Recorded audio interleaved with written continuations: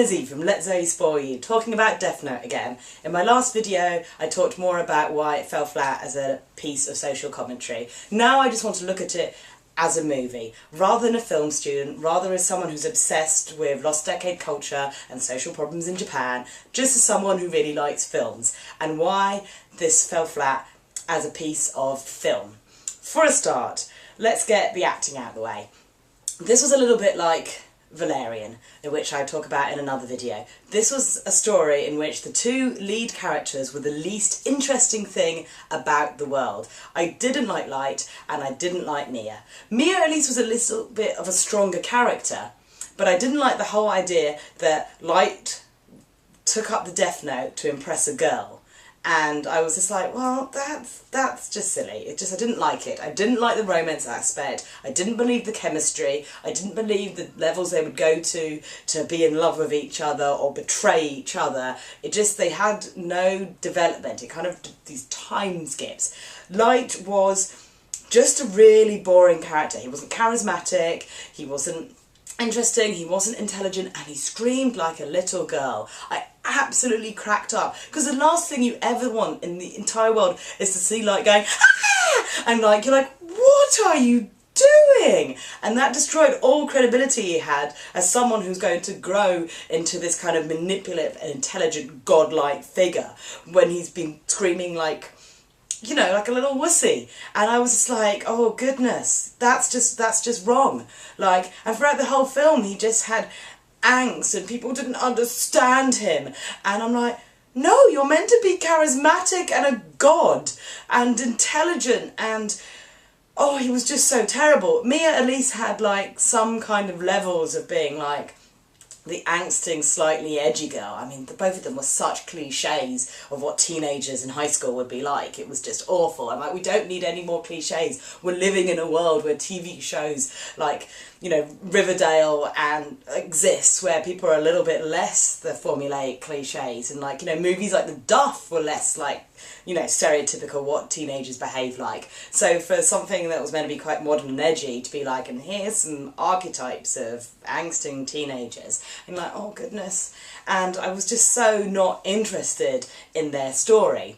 I did love Ryuk, but that's not hard to understand, because I think Willem Dafoe is one of the most amazing actors in the world, and I'm quite in love with him, and I knew Willem Dafoe would just own it. And I loved his Ryuk, his slightly more like sinister, manipulative, but not actually as manipulative as you think he is. He was charismatic and charming and intelligent and quirky, and they underused him. He's barely in the movie. You could have had him in so many more scenes, just with the facial expressions, the way he moved his body, like just the way he like clung onto door frames. He was just so interestingly done, and he has that beautiful Willem Dafoe voice, which is the perfect voice for Ryuk, because it's just kind of charming, kind of sinister, kind of mad, and he was brilliant and versatile and underused, and it drove me crazy.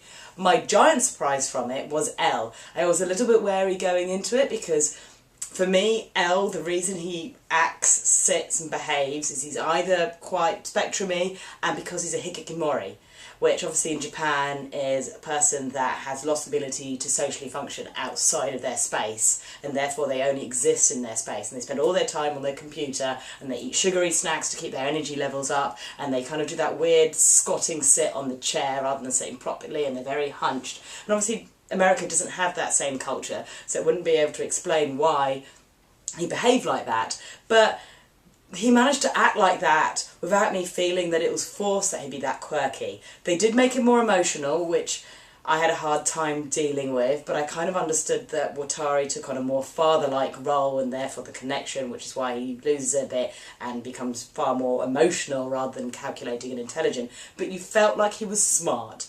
The guy who played him did a wonderful job. I really did think that this is a good L. I feel like he's a newer generation of L that would have grown up in this school and took on the mantle. He just happens to be like a little bit more emotionally unbalanced because of his relationship with Watari. And again, Watari was good. He was played well, I liked his character, I just didn't like what they chose to do with him. And also, you need their whole name. You know that Watari would have been a code name. You don't just write Watari in the Death Note and he'd be able to manipulate him, because he's got no surname or no first name. It would have just not made sense. So, again, they made very poor choices in how to portray this film. It had giant time skips where all the interesting information would have been, had a lackluster, like, romance, and it went from Final Destination into, like, chase scene, into just generic YA movie.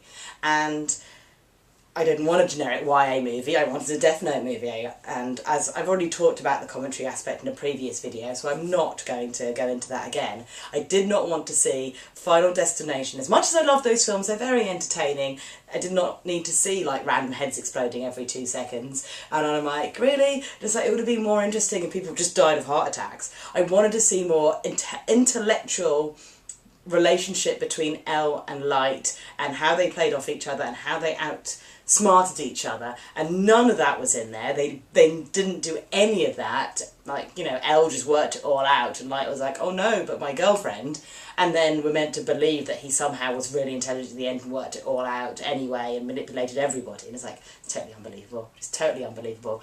And then what was with the soft rock score? Like, what was going on with all these like 80s rock pop love ballads? And you're like, the scoring was bizarre. It took away so much impact, and it was just like, these are great songs, but I'm pretty sure like every scene it just sounded like they wanted to break out into the power of love.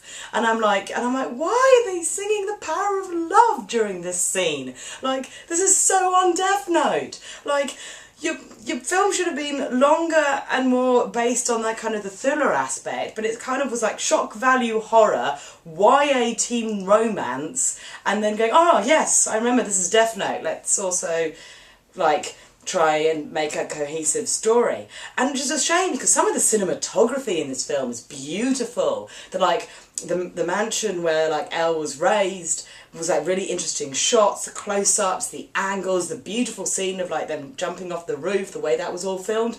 Beautiful choices for like cinematography. Terrible choices in scoring. Really like great and terrible casting choices, and then just why they told the story at all is just terrible. The film had some really like up and down like casting choices, like, you know, some were absolutely wonderful and some were absolutely dire. Some could act and some just were as bland as dishwater, and I'm like, why? Nothing meshed. And I know there's an argument that maybe this film wasn't made for me. Maybe it's not targeted at me. Yeah, I'm a 30-year-old anime fan that's been watching anime for about 22 years, but I'm like, if it's not targeted to me and the anime fandom, then who is it targeted to? Maybe it's targeted to, like, you know, the YA fandom. But the YA fandom and wonderful films like Maze Runner and Hunger Games, which are rated 12s, it's not targeted to them because those films give you all the kind of action but also kind of deal with social commentary, and this film was clearly a 15, so the people that's targeting for can't watch it. So are we targeting at that high school generation that's watching films and shows like Teen Wolf and 13 Reasons Why and Riverdale? Well, actually I'm watching those too because I find them really enjoyable. I've watched 7 seasons of Pretty Little Liars, and I'm pretty sure at some point Pretty Little Liars, as guilty pleasure as it is, did actually have more intelligent cat and mouse aspects than this film. This is what this film was. It was if one of the girls from Pretty Little Liars was given a Death Note, and I think actually they probably would have made more intelligent choices in the cast in this. And I'm like, I don't want Pretty Little Liars with a Death Note. I don't want Final Destination with a Death Note. I don't want like a Liam Neeson taken action chase scene with a Death Note. Although actually that probably would have been more exciting. So it's not for adults, it's not for the anime fans, it's not for the YA. It's just a film that was made for no reason, and again that stresses me out.